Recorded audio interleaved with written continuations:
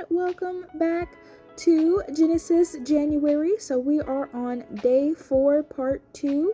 We're gonna head into Genesis 8. So going from that point on, we're gonna get into the flood receding. So we just discussed in Genesis 7 how, he's on this boat, the flood waters have come, and they're not, I'm not just gonna say like, oh, they were vibing, but like, these waters are high. The waters, as described in Genesis 7, are 22 feet above the highest peak.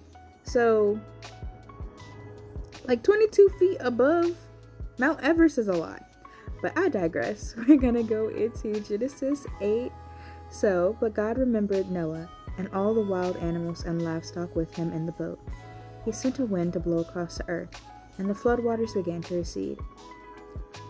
The underground water stopped flowing, and the torrential rains from the sky were stopped. So the floodwaters gradually receded from the earth. After 150 days, exactly 5 months from the time the flood began, the boat came to rest on the mountains of Ararat.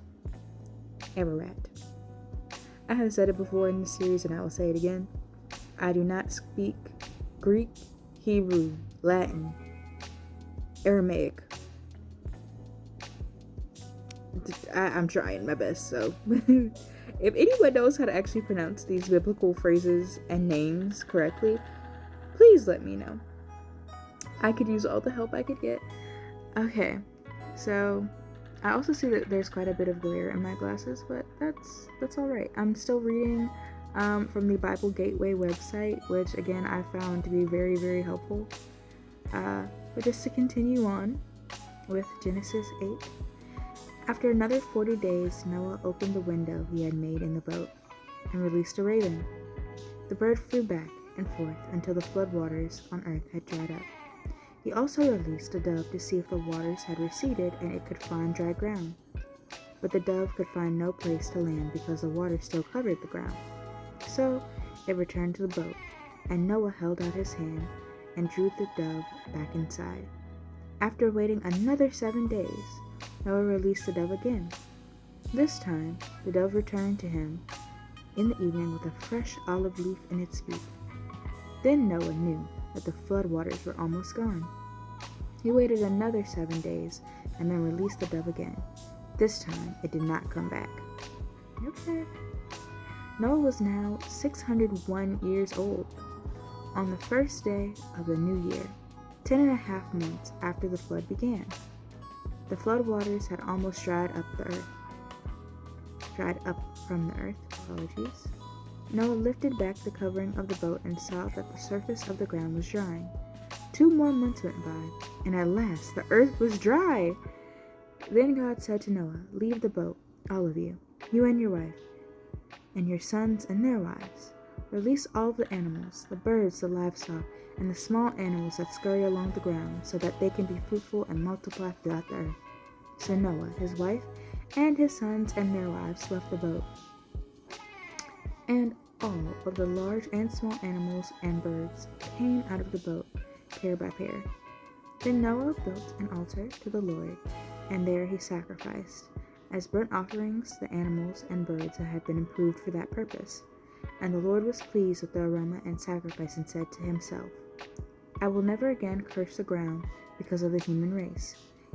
Even though everything they think or imagine is bent toward evil from childhood, I will never again destroy all living things.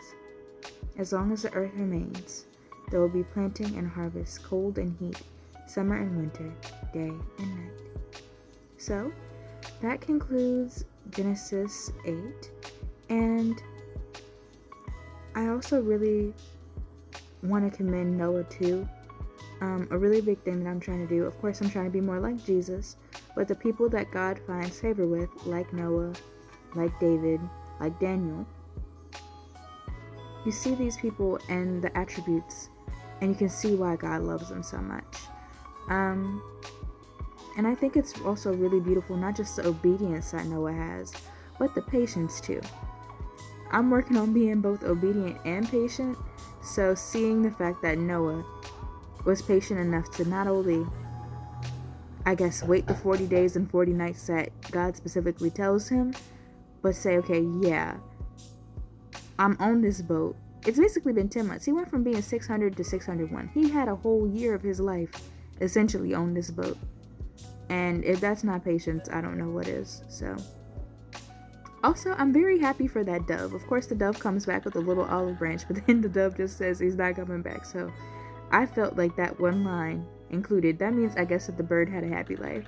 So, so concludes today's Bible readings from Genesis. I hope you've enjoyed today's part 2 for Genesis, January, day 4. Hope you have a good rest of your day.